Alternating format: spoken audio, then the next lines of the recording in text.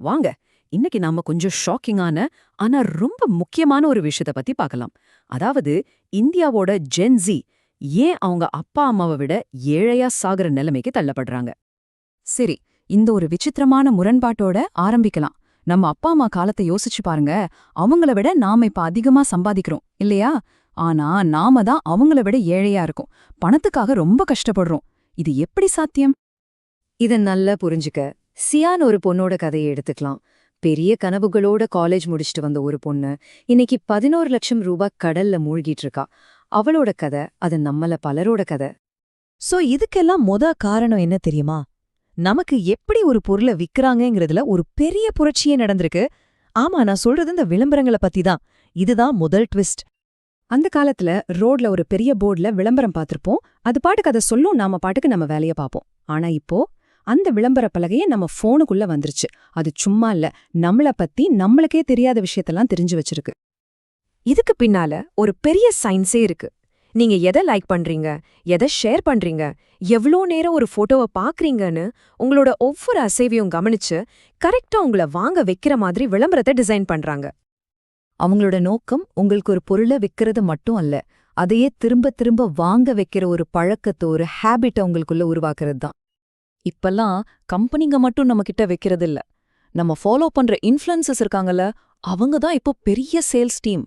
அவங்க ஒரு செல்ஃபி போட்டா போதும், அதுதான் இன்னைக்கு இருக்கிற மிகப்பெரிய விளம்பரம். சரி, புதிரோட அடுத்த பகுதிக்கு போலாம். பிரச்சனை நாம என்ன வாங்குறோங்கிறது மட்டும் இல்ல, அதுக்கு நாம எப்படி பே பண்றோங்கிறது தான் இன்னும் பெரிய பிரச்சனை. ஏன்னா பணம் செலவு பண்றது இப்போ அவ்ளோ ஈஸியாகிடுச்சு. யூபிஐ யாருக்கு தான் பிடிக்காது இல்லையா? சட்டுன்னு ஸ்கேன் பண்ணா பேமெண்ட் முடிஞ்சுது. ஆனா இதுல ஒரு சைக்கலாஜிக்கல் ட்ரிக் இருக்கு. கையில இருந்து காசு எடுத்து குடுக்கறப்போ வர்ற அந்த வலி இப்போ இல்ல. அதனாலேயே நம்ம தேவைக்கு அதிகமா செலவு பண்றோம்னு ரிசர்ச் சொல்லுது. நம்ம அப்பா அம்மா காலத்துல அண்ணாச்சி கடையில கடன் வைப்பாங்க. அது ஒரு நம்பிக்கையில, ஒரு உறவுல நடக்கிற விஷயம். திருப்பி கொடுக்கலனா ஒரு சமூக அழுத்தம் இருக்கும்.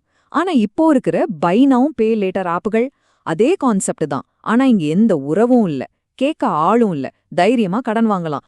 இந்த டேட்டாவை பாருங்க. இது சாதாரண வளர்ச்சி இல்ல, ராக்கெட் வேக வளர்ச்சி. குறிப்பா நம்மள மாதிரி இளைய தலைமுறையினர் தான் இந்த பை நவ் பே லேட்டர்ல அதிகமா மாட்டிக்கிறாங்க. இதோட ரிசல்ட் 40%.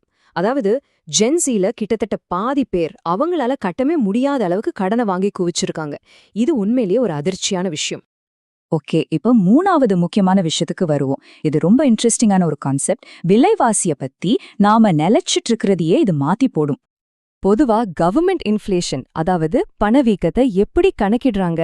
அரிசி, பருப்பு, பெட்ரோல், வீட்டு வாடகைன்னு சில அத்தியாவசிய பொருட்களோட விலைய வச்சுதான். ஆனா நம்மளோட செலவை யோசிச்சு பாருங்க. நம்ம சம்பளம் எங்க போகுது? ஓடிடி சப்ஸ்கிரிப்ஷன், ஸ்விக்கி, ஜொமேட்டோ, புது புது ட்ரெஸ்ஸு, வீக்கெண்ட் ட்ரிப்பு, லேட்டஸ்ட் ஃபோனுன்னு போகுது. இந்த விஷயங்களோட விலை கவர்மெண்ட் கணக்குல வர்றதை விட பல மடங்கு வேகமா ஏறுது. இதுக்கு பேரு தான் லைஃப் ஸ்டைல் இன்ஃப்ளேஷன், அதாவது வாழ்க்கை முறை பணவீக்கம்.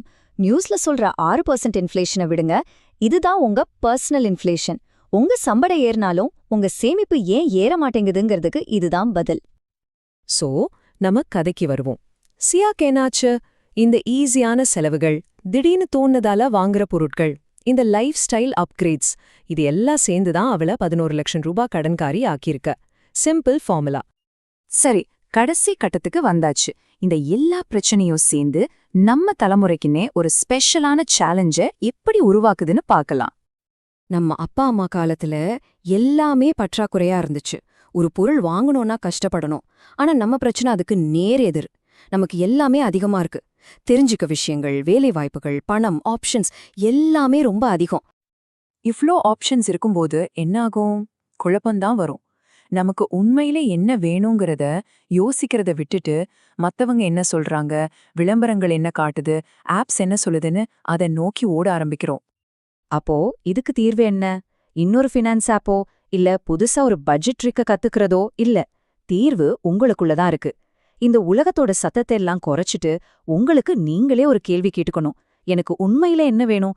என் சந்தோஷத்துக்கான ஃபார்முலா என்ன? யோசிச்சு பாருங்க.